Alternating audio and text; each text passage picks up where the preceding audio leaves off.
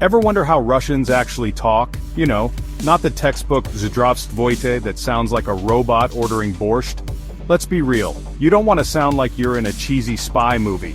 Today, we're ditching the boring stuff and learning how Russians talk. Stay tuned.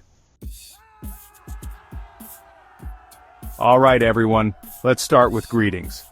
In any language, greetings are the first step to making a connection. They set the tone for the conversation, and can make or break the initial impression. You might know Zdravstvuyte, which is fine if you're talking to the Queen of England or your grandma's fancy cat. It's the go-to for formal situations where respect and politeness are key. But normally it's as rare as a sunny day in Seattle. You won't hear it much in casual settings because it's just too stiff and formal for everyday use.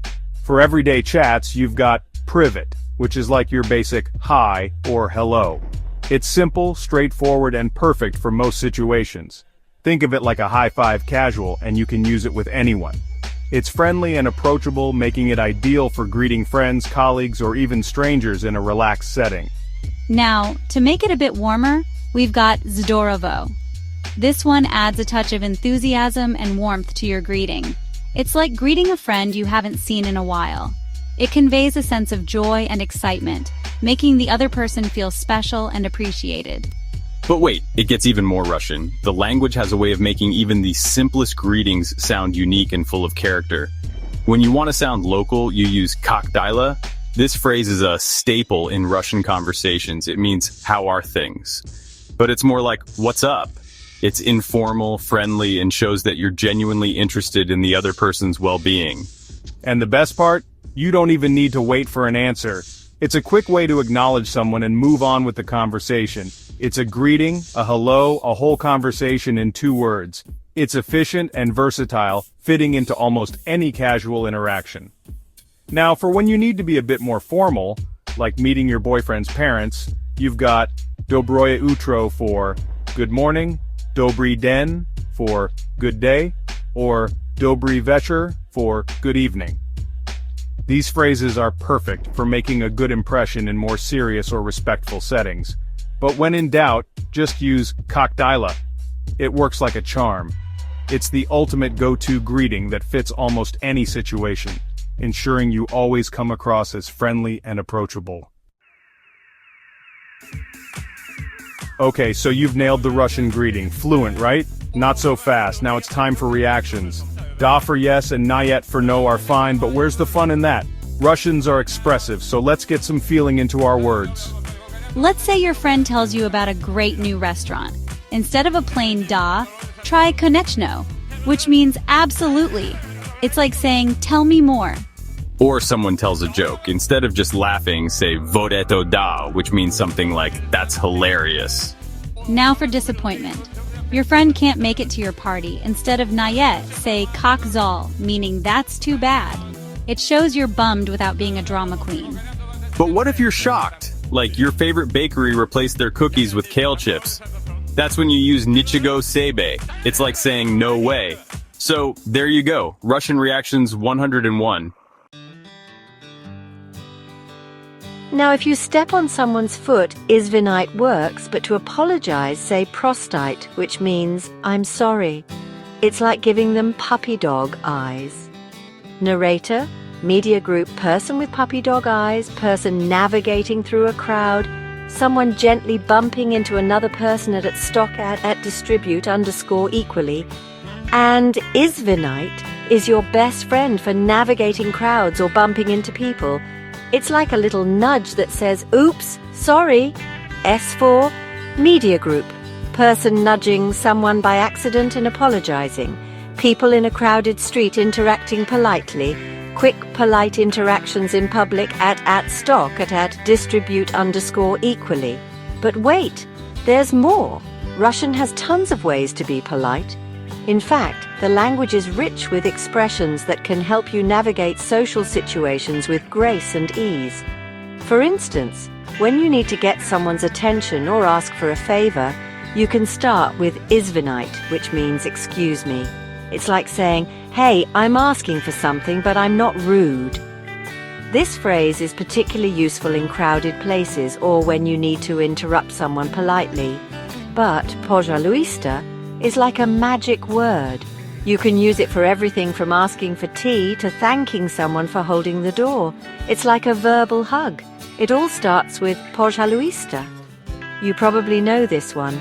It means please or you're welcome. This word is incredibly versatile and can be used in a variety of contexts to show politeness and respect. Okay, everyone, let's talk being polite. No one wants to be that tourist, right?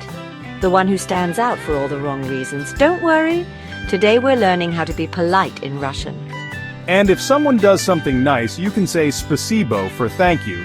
But to show deeper gratitude, use bolsho spasibo, meaning thank you very much. This phrase adds an extra layer of appreciation and is sure to make the other person feel valued. It's like saying, "You're awesome." So, there's your crash course in Russian politeness. Remember, these phrases are more than just words. They're keys to building better relationships and understanding the culture. So go ahead, use them generously and watch how they open doors for you, both literally and figuratively. Happy navigating. Alright, we've covered greetings, reactions, and politeness. Fluent, right? But are you ready for the test? Today we're tackling the weirdest Russian phrase. This one is going to twist your brain in knots and make you question everything you thought you knew about language. Every language has its strange sayings, but this one takes the prize. It's so Russian, it's almost impossible to translate. Ready? Buckle up, because this is going to be a wild ride. Here it is, da net, naverno. Literally, it's like saying yes, no, probably. What? Right? This phrase is pure Russian confusion. It's a linguistic puzzle that leaves even native speakers scratching their heads sometimes. It's like shrugging while nodding and shaking your head at the same time. It's a riddle wrapped in a mystery inside an enigma. Imagine trying to explain this to someone learning Russian for the first time. It's a real brain teaser. But as weird as it is, da net, naverno is super common. It's what you say when you're not sure, or you don't want to give a straight answer. It's like saying, "Who knows?"